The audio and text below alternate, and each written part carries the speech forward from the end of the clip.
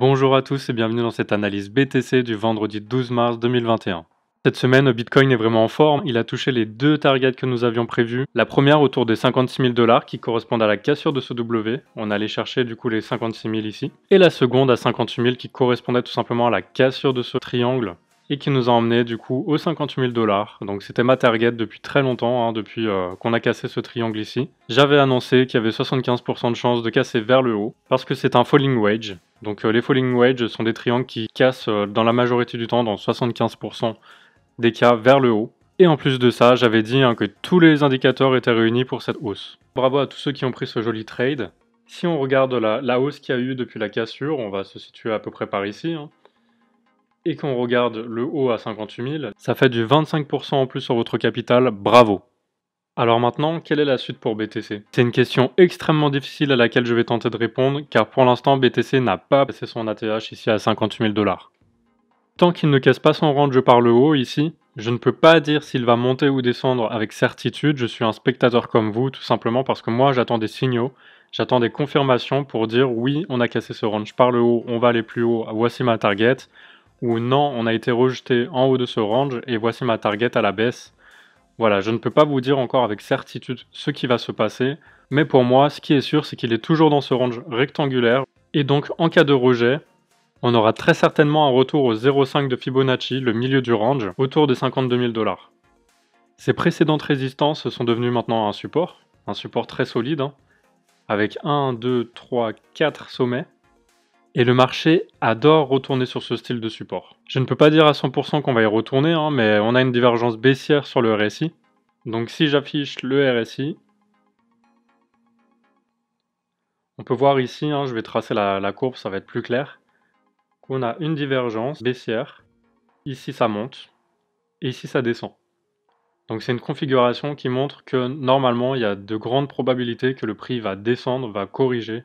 On n'a pas réussi à faire un nouveau plus haut ici, donc on a une trendline qui va faire que le prix va descendre. Donc soit on va aller toucher ici les 54 000 $, ou soit les 52 000 $. Alors si on regarde en daily, on en a aussi une ici, parce que ici ça monte, et ici ça descend.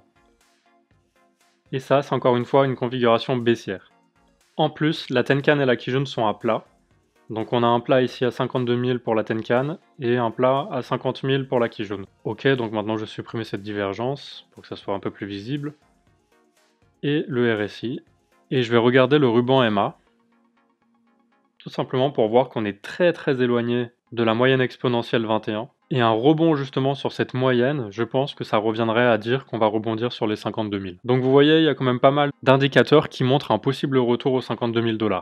Alors c'est pas un conseil en investissement, je dis pas qu'on va y aller absolument, mais pour moi, il y a de grandes chances qu'on y retourne sur le court terme pour consolider ce support et pour repartir vers le haut. Mais pour la suite, correction ou pas, Bitcoin va très probablement aller chercher un nouvel ATH, un nouveau record. Il va très probablement casser ce précédent plus haut. Comme je l'avais déjà expliqué, BTC avait rebondi sur cet énorme support ici, ce qui donnait un signal haussier extrêmement fort. J'avais expliqué que ce support était très solide parce qu'il était très long, et donc on a eu un retournement ici pour tenter d'aller chercher un nouveau plus haut. Moi du coup pour le moyen terme, je suis persuadé que la réelle target elle se situe aux alentours des 1,618 de Fibonacci, que je vais tracer ici à l'aide de l'outil de prolongation de Fibonacci. Donc on va chercher le précédent plus bas ici aux alentours des 43 000, qui correspond au rebond sur le support. Ensuite on va chercher le précédent ATH aux alentours des 58 000, et on relie. Voilà, et ça nous donne donc une target aux alentours des 67 800 $. C'est le seuil des 1,618 de Fibonacci, le fameux seuil que tous les traders vont essayer de viser suite à ce rebond. Pour moi, on attend tout simplement la cassure de ce range là en H4, dans ce rectangle. Vraiment, si on casse par le haut, cette target devrait être très facilement atteinte. Voilà, donc pour résumer, il y a toujours un risque de consolidation de ce support, autour des 52 000 $, ce qui serait pas plus mal car on irait corriger la divergence baissière sur le RSI, et on aurait un support incontesté autour des 52 000 $. Ça nous aiderait largement à casser le range par le haut par la suite si on faisait une rotation partielle, c'est-à-dire si on descendait jusqu'à 52 000 $ et qu'on rebondissait ici pour retourner tester le haut à 58 000 $.